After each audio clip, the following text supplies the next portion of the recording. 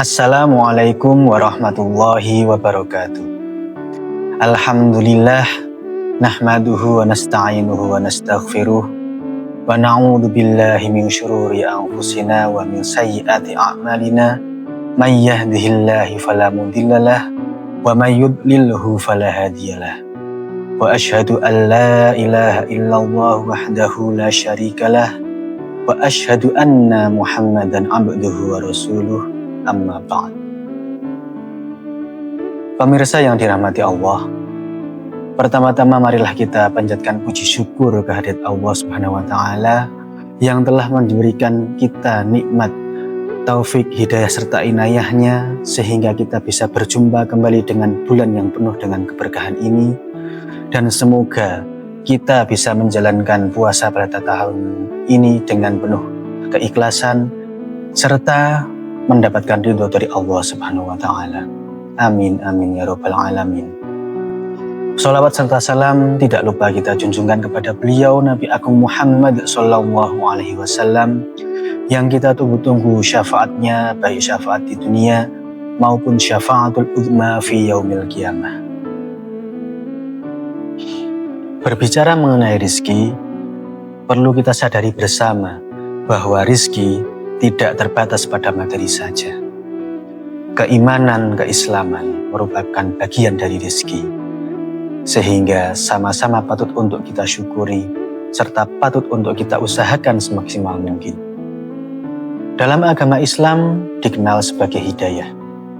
Hidayah yaitu kesadaran penuh terhadap petunjuk ilahi. Sebagai hidayah, tentulah hal ini tidak dimiliki oleh semua orang. Maka dari itu dalam ajaran agama Islam, kita diperintahkan untuk berusaha semaksimal mungkin agar mencapai level atau tingkat keimanan yang lebih tinggi. Allah berfirman dalam surat Al-Ankabut ayat 69 yang berbunyi, Bismillahirrahmanirrahim. Walladzina jahadu fina lanahdiyannahum subulana. Di mana artinya yaitu, dan orang-orang yang berusaha untuk mencari keridhaan kami, maka akan kami tunjukkan kepada mereka jalan-jalan kami.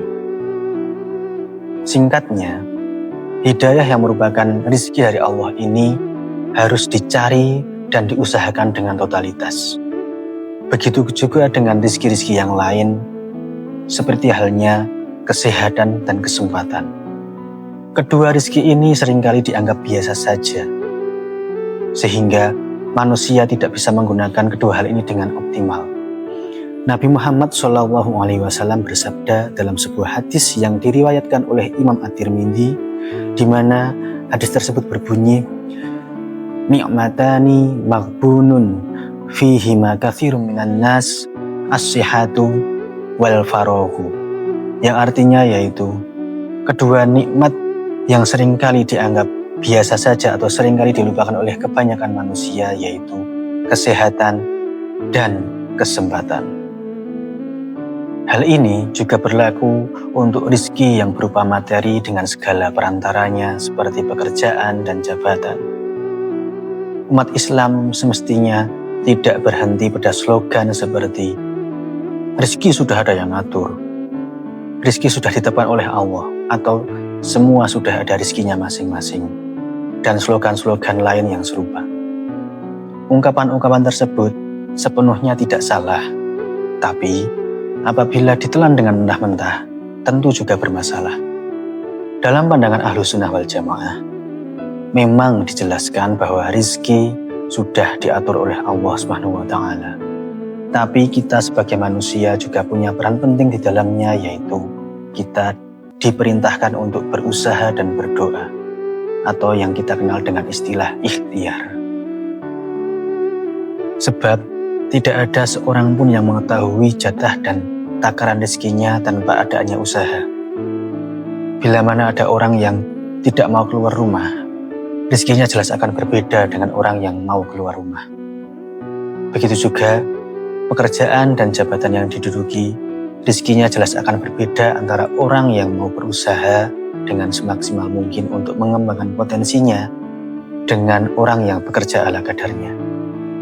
Pada hakikatnya tugas manusia bukanlah memikirkan jatah rizkinya, melainkan berusaha dengan sungguh-sungguh untuk mencapai rezeki tersebut. Semakin besar usaha yang dilakukan, semakin besar pula peluang rezekinya akan melimpah. Sebagaimana sunatullah atau hukum alam yang sering dirangkum dalam pepatah, usaha tidak akan pernah mengkhianati hasil. Namun perlu diketahui bahwa matematika Allah itu berbeda dengan logika matematika manusia. Allah menilai ikhtiar manusia berdasarkan proses dan ketekunannya. Kemudian Allah akan memberikan rezeki kepada manusia tersebut sesuai dengan kapasitas dan kebutuhan individu tersebut. Dengan demikian, kekhawatiran seseorang terhadap rezeki dari Allah menjadi tidak relevan selama manusia tersebut mau berusaha mengembangkan kompetensi dan bakatnya. Oleh karena itu, pola pikir manusia itu perlu diubah. Dari yang tadinya, yang penting berusaha sebagai formalitas, diubah menjadi berusaha itu penting untuk mendorong keseriusan dalam diri dan menunjukkan komitmen. Dalam realitas sosial, pemikiran ini akan mendorong manusia keluar dari zona nyaman, di mana zona nyaman itu seringkali menjadi jebakan manusia itu sendiri. Zona nyaman dapat menciptakan stagnasi, baik dalam produktivitas individu maupun dalam dinamika sosial, termasuk juga dalam rezeki yang berupa materi. Ketika seseorang berhenti bergerak maju atau berusaha, dia juga akan kehilangan peluang untuk beradaptasi terhadap perubahan ekonomi maupun sosial di sekitarnya. Maka dari itu, dengan keseriusan berusaha maupun bergerak maju, manusia tidak hanya mencari rezeki saja, melainkan berperan aktif dalam kehidupan masyarakat yang dinamis. Wallahu a'lam.